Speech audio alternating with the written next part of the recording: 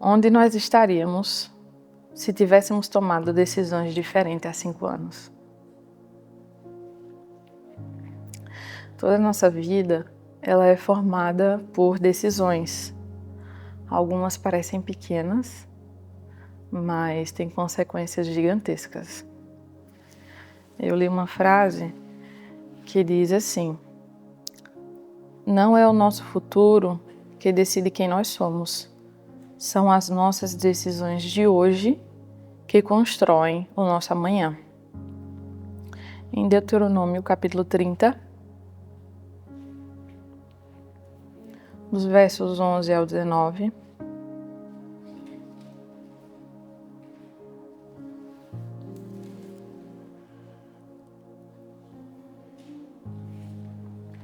Deuteronômio 30, versos 11 ao 19.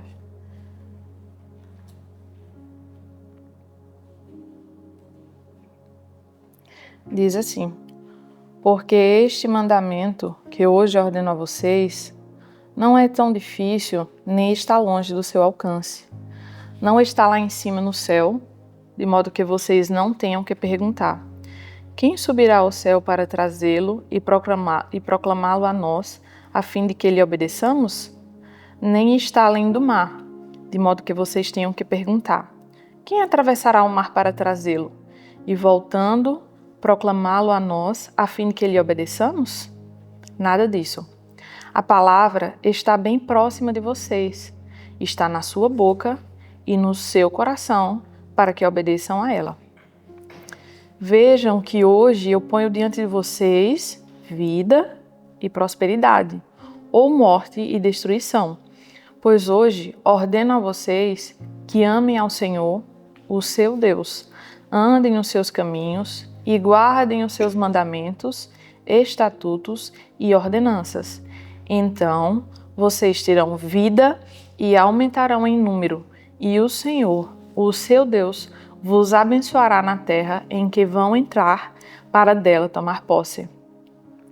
Se todavia o seu coração se desviar e vocês não forem obedientes, mas deixarem levar, prostrando-se diante de outros deuses para adorá-los, eu hoje declaro a vocês que, sem dúvida, vocês serão destruídos. Não viverão muito tempo na terra em que vão entrar para dela tomar posse depois de atravessarem o Jordão. E o 19. Hoje tomo os céus e a terra como testemunha contra vocês, de que apresentei diante de vocês a vida e a morte, a bênção e a maldição. Agora escolham a vida para que vocês e os seus descendentes vivam. Nesse texto, nós vemos Deus propondo uma opção de decisão, né? E também nos informando que ao tomar uma decisão, a decisão que nós tomarmos está determinando as consequências que virão sobre a nossa vida. E é indescritível, né, que Deus quer o melhor para as nossas vidas. Em Jeremias 29:11 diz assim, na linguagem de hoje: se eu conheço os planos que tenho para vocês, só eu conheço os planos que tenho para vocês. Prosperidade e não desgraça, e um futuro cheio de esperança. Sou eu, o Senhor, quem está falando. No Novo Testamento, também em Romanos 8:32, também declara: porque ele nem mesmo deixou de entregar o próprio Filho, mas ofereceu por todos nós. Se ele nos deu seu Filho, também na linguagem de hoje, se ele nos deu seu Filho, será que também não nos dará todas as coisas? Se Deus nos deu Jesus, o seu único Filho, o que ele não faria por nós? Quão grande amor o Senhor tem pelas nossas vidas, né? Então nós devemos esperar o melhor de Deus para as nossas vidas. Em Mateus 7:11, na versão NVI, diz assim: portanto, se vocês, apesar de serem maus, sabem dar boas coisas aos seus filhos, quanto mais o seu Pai que está nos céus dará boas coisas aos que lhe pedirem. É do interesse de Deus que eu e você possamos desfrutar o melhor. Não é a decisão de Deus, é o desejo. A decisão é nossa, né? Ele nos deu o quê? O livre-arbítrio, né? O poder da decisão, de escolher entre o bem e o mal. Em Isaías 1, 19 e 20, diz assim: se quiserdes e me ouvirdes, comereis o melhor dessa terra. Mas se recusardes e fores rebeldes, sereis devorados à espada, porque a boca do Senhor o disse. Deus nos dá uma condição, né? Se quiseres e se me ouvires, né? Nós temos que escolher, que decidir, que acatar aquilo que o Senhor falou e andar nos seus princípios. E só assim nós comeremos o melhor da terra, nós desfrutaremos de uma plena e perfeita vontade do Senhor e da presença dEle. Na semana passada e também ontem acabamos falando sobre isso, sobre as decisões que nós tomamos no IFA Família, né? E eu lembro que foi mencionada uma frase que diz assim: quem tem promessa, uma canção, né? Quem tem promessa não morre antes do tempo. Mas nós sabemos que não é bem assim, né? Até por um tempo, durante a minha infância e a minha adolescência, eu ouvi essa canção, né? E a gente acabou por ficar assim meio tranquilo, né? Ah, tem promessa, não morre mesmo. Mas não é bem assim, né? O plano de Deus individual para as nossas vidas, ele pode ser alterado, né? O plano coletivo da igreja aqui na Terra, o que Deus definiu, não é alterado. Mas o plano individual para a nossa vida, ele pode ser alterado de acordo com as escolhas que nós tomamos. Em Esté 4 e 14, diz assim: porque se de todo te calares agora, de outra parte se levantará para os judeus socorro e livramento. Mas tu e a casa de teu pai perecereis. E quem sabe se para essa conjuntura, se para conjuntura como esta é que foste elevada a rainha, né? Esté foi escolhida rainha, estava no palácio, mas o povo estava para ser destruído. Então, assim, o Mardoqueu fala para Esté, né? Se você se posicionar, né? Esse é o propósito que Deus te levantou. Mas se você não fizer, se você tomar a decisão de não fazer isso, Deus vai levantar outra pessoa para fazer no seu lugar, para trazer o socorro para o povo no seu lugar. O que Deus faz em nossas vidas não depende só da vontade dele, mas também das nossas escolhas. Em 1 Timóteo 2 e 4, parafraseando, diz assim: Deus deseja que todos os homens sejam salvos e que cheguem ao pleno conhecimento da verdade. Deus quer que todos sejam salvos, mas todo mundo vai ser salvo só porque Deus quer? Vai? Não.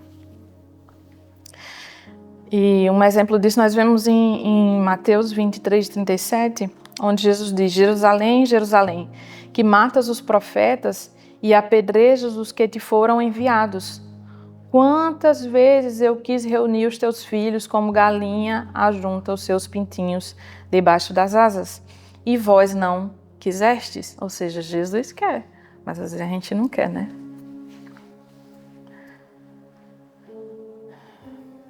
Deus sempre nos deixa assim bem claro, né? Boas escolhas, sempre está bem claro. Boas escolhas, boas consequências. Más escolhas, más consequências. E em Gênesis 4 e 7, sobre Caim e Abel, Deus diz assim para Caim, né? Se procederes bem, se fizeres o que é correto, o que é certo, da forma que tem que ser, não é certo que serás aceito? Se, todavia, procederes mal, eis que o pecado jaz à porta, e o seu desejo será contra ti, mas a ti cumpre dominá-lo. Nós vemos que está sempre bem claro, né? Vida e morte, né? Bênção e maldição. Nós precisamos entender que Deus pode até sinalizar a sua vontade, mas não significa que vai se cumprir de forma automática, né? Nós precisamos estar ali no lugar em que o Senhor deseja, permanecer ali no lugar para que o Senhor possa fazer em nós a sua vontade. Gênesis 18 e 19 diz: porque eu o escolhi para que ordene a seus filhos e a sua casa depois dele, a fim de que guardem o caminho do Senhor e pratiquem a justiça e o juízo, para que o Senhor faça vir sobre Abraão o que tem falado ao seu respeito. Deus fez uma promessa para Abraão, né?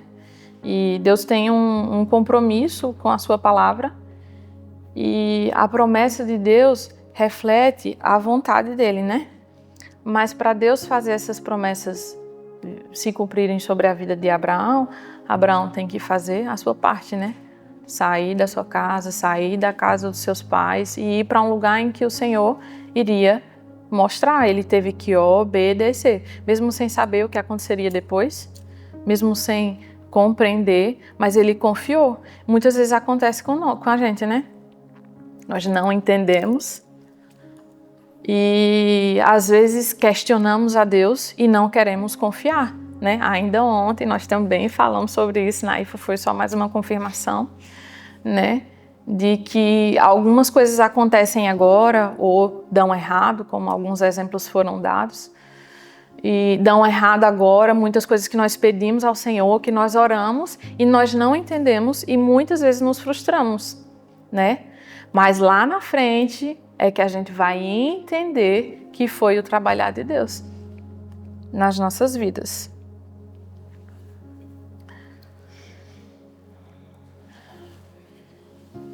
Primeira Timóteo 1, 18 e 19 diz assim: este é o dever que te encarrego, ó filho Timóteo, segundo as profecias de que antecipadamente foste objeto.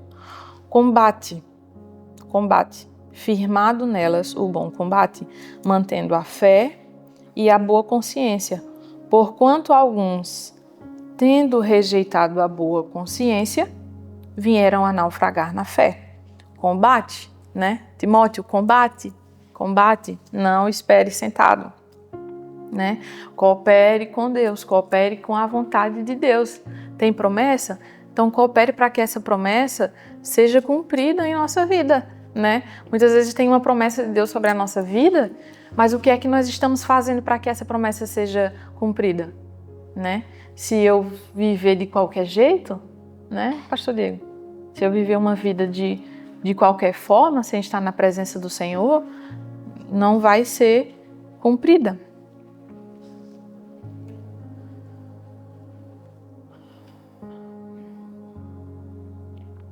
Então, o tempo todo, o homem é chamado para uma interação com Deus. Mais uma vez, em 1 Timóteo 3, do 1 ao 4, diz assim, já é um outro ponto que eu quero trazer aqui. Fiel é a palavra. Se alguém aspira o episcopado, excelente obra almeja.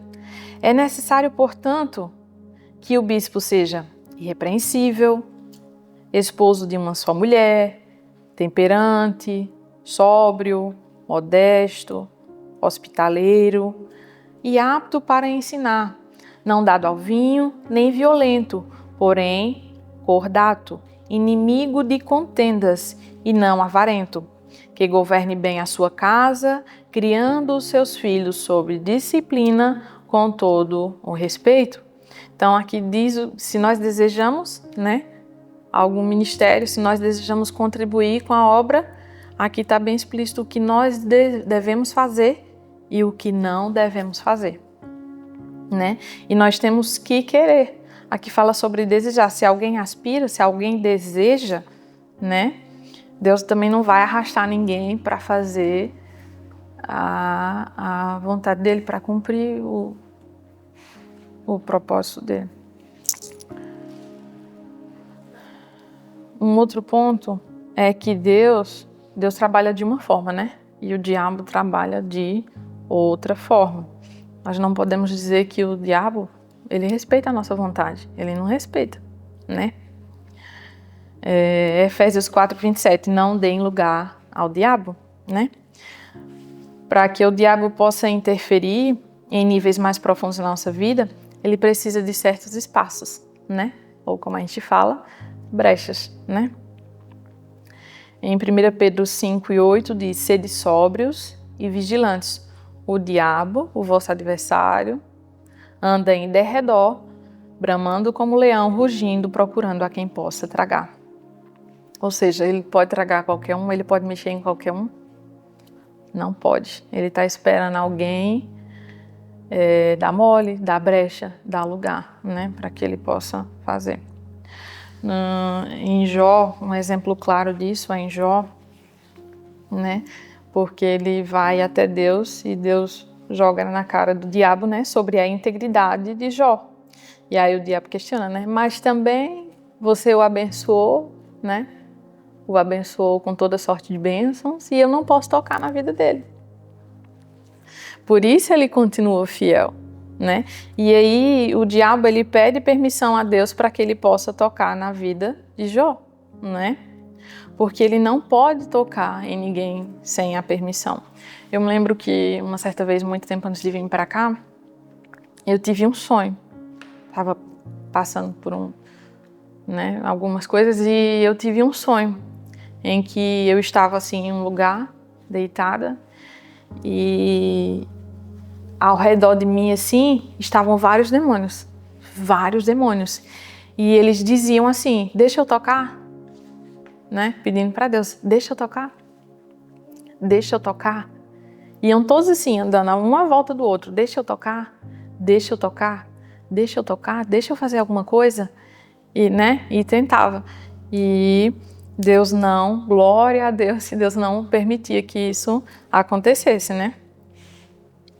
Ou seja, para que o diabo possa tocar, ou Deus tem que dar permissão, ou nós, né? Como Jó tinha uma vida de integridade, ele não deu permissão para que o diabo tocasse na vida dele, né? Então o diabo foi pedir uma permissão para Deus, porque ele não pode desrespeitar isso. E para que serve o muro? Para que serve o muro, Madison? Delimitar espaço. Proteção. Também para proteção, né? Antigamente os muros eram usados como proteção, né? E assim, de igual modo, é quando nós estamos debaixo dos princípios de Deus, quando nós somos obedientes, nós estamos protegidos.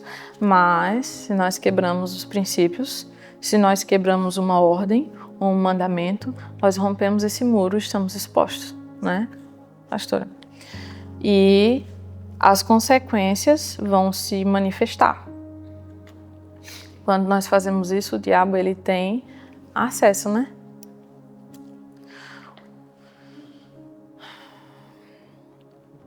As decisões que nós tomamos nos fará refém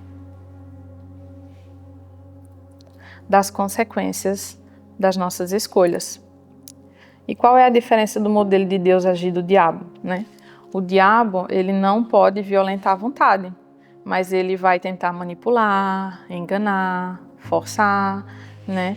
Em Gênesis 3, quando fala do pecado inicial, nos mostra a maneira como Satanás vai falando com Eva, né?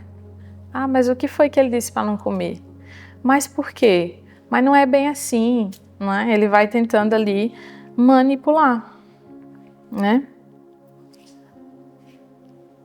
E isso não aconteceu só com Eva, né? Aconteceram outras vezes e também acontece no dia de hoje. Em 2 Coríntios 11:3 diz assim, mas receio que, assim como a serpente enganou a Eva com a sua astúcia, assim também seja corrompida a vossa mente e se aparte da simplicidade e pureza devida a Cristo. O diabo continua com o mesmo jogo de manipulação, tentando, né, nos convencer. Porque se Deus sinaliza o que é bom, mas não nos arrasta para lá, o diabo nos engana a respeito do que é mal, tentando nos convencer em relação a tudo que ele puder. Mas Deus age de outra forma, né? Em Apocalipse 3:20 diz assim: eis que eu estou à porta e bato. Se alguém ouvir a minha voz e abrir a porta, eu entrarei em sua casa, cearei com ele e ele comigo. Este texto é muito usado nos apelos, né? Muito usado, mas também serve para nós. Se alguém ouvir e abrir a porta por sua decisão, eu vou entrar e nós vamos ter intimidade. Cecília, mas por que é tão importante aprender sobre escolhas? Porque compreender que escolher corretamente Deus e os seus princípios é valorizar a sua palavra. O que eu compreendi desse texto é que eu preciso entender, compreender, que quando eu compreendo, é como se eu estivesse ouvindo ele bater na porta. Esse foi o entendimento que eu tive ontem quando eu estava estudando essa palavra sobre essa parte, né? Quando eu compreendo, é como se eu estivesse ouvindo ele bater a porta.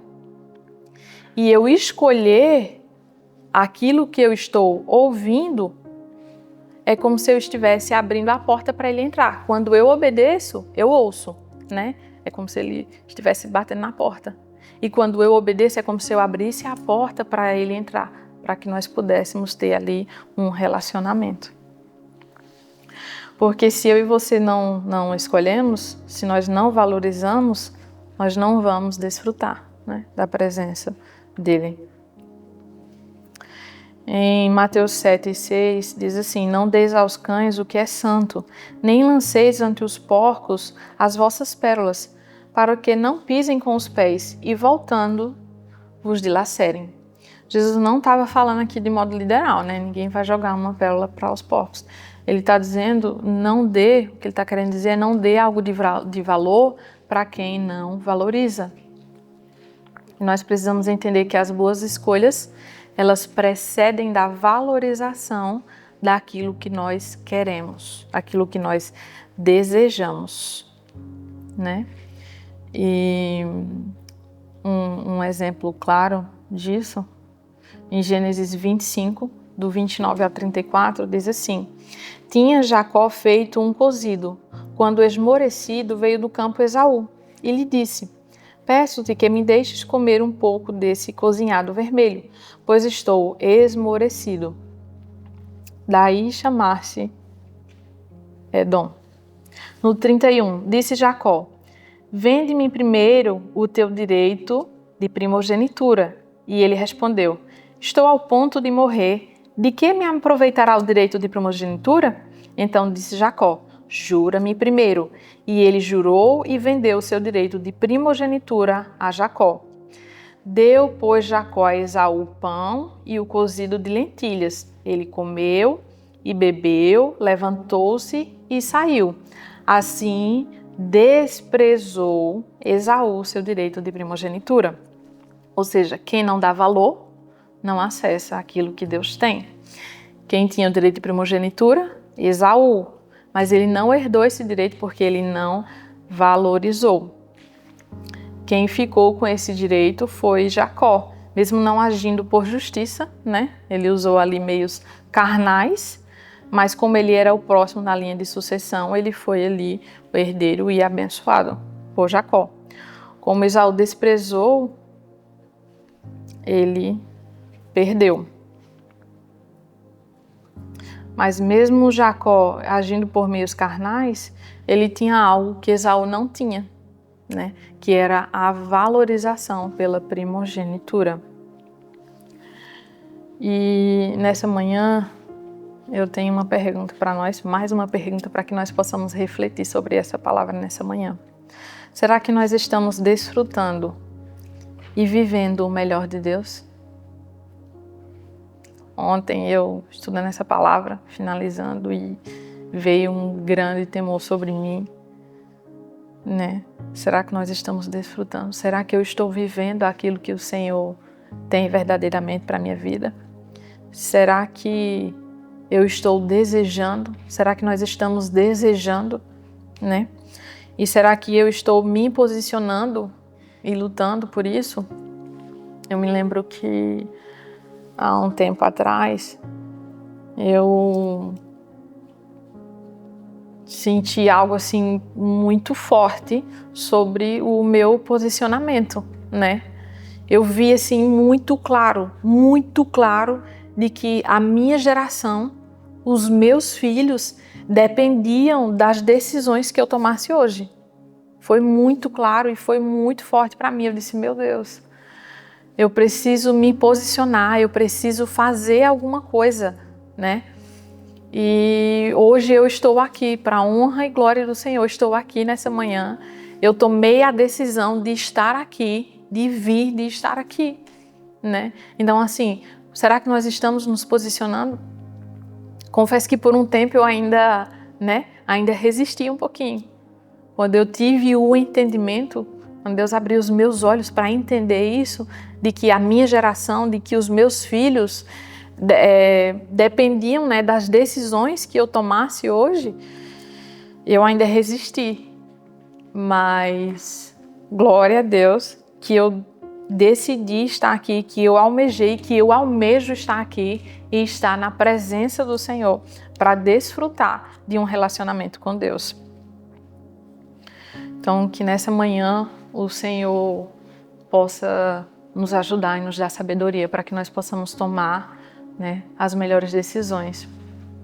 Quero orar nessa manhã por nós.